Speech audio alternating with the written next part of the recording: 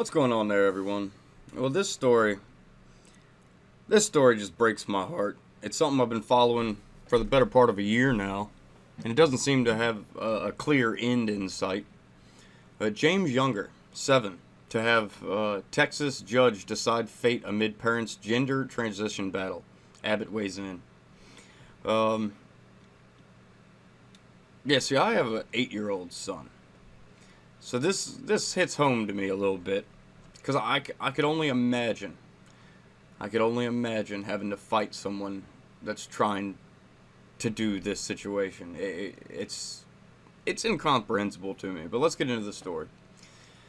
A Texas dad's desperate battle to keep his 7-year-old son from undergoing a gender transition championed by the biological male's mother. Why don't they just say the boy?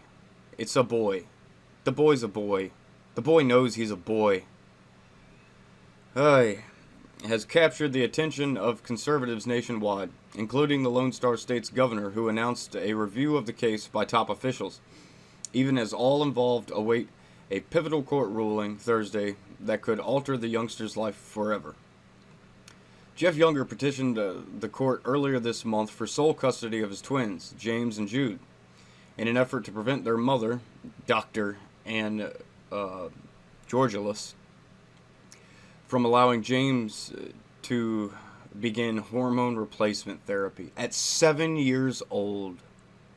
7 years old. Hormone replacement therapy, for those who aren't fully aware of it, is horribly bad and dangerous for a human's body.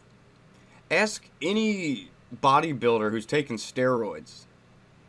It's the same thing. Steroids are just hormones. Ask these bodybuilders. I'd say ask a 60-year-old bodybuilder who used steroids all of his life what hormone replacement therapy is like. I would say that jokingly, because most people who do massive amounts of hormones end up getting cancers or having heart issues, this, that, and the other, because it's not normal for your body to be experiencing changes like that. And even with bodybuilders, they're injecting mass amounts of testosterone, which their body actually creates. Yet, when you start manipulating what your body naturally produces and can handle, it starts doing bad things, even if it's a natural hormone that you have. But what they're trying to do is completely unnatural.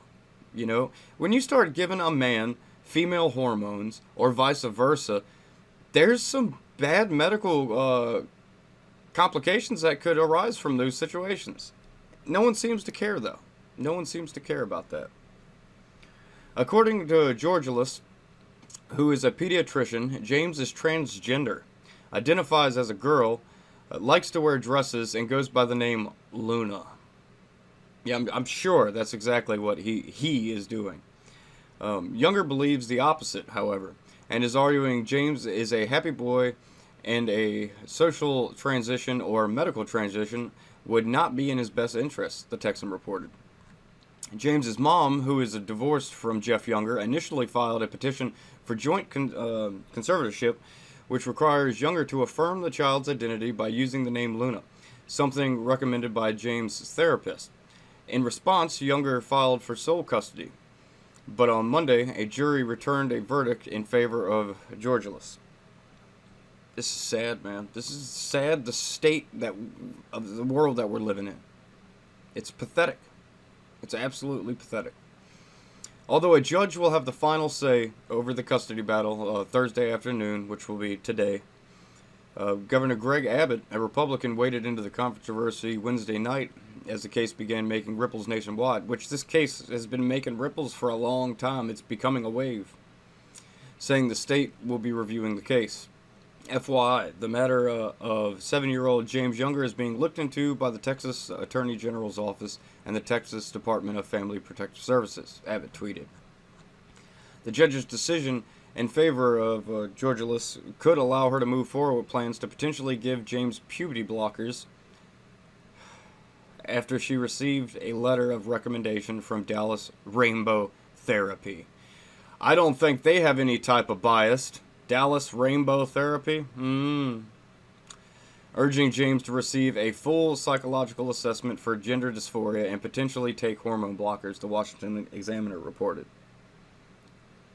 What is going on? 7 years old.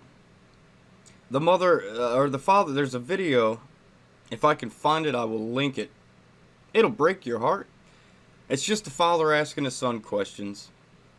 And he says, so why do you think you're a girl, this, that, and the other? And because mommy tells me I am. Because mommy, everything ends up because of mommy saying it. That's not the boy's point of view. She's pushing her point of view and what she wants. Maybe she's just upset she never had a girl. She had boys, and that upset her. And she wants that girl. So she's trying to turn one of her kids into a girl.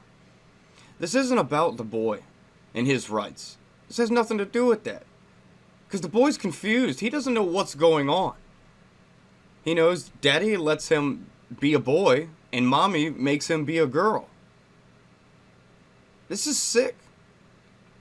I feel very badly, very, very, very badly for the father here. Jeff Young, I mean, look at that. That's not a girl. That is clearly a little boy, and it seems like that little boy clearly knows he's a little boy. Seems like he probably even feels like he's a little boy.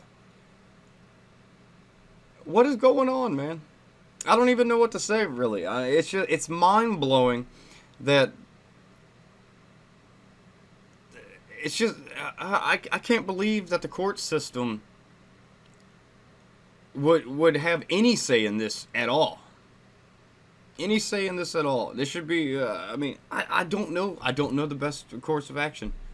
Times have changed. We live in a crazy world that doesn't make any sense to a lot of people, and I'm one of them. Stuff just... We're getting further and further from reality. You used to have to take substances to leave reality. Now you just have to read the news. It's pretty bad. I just don't get it.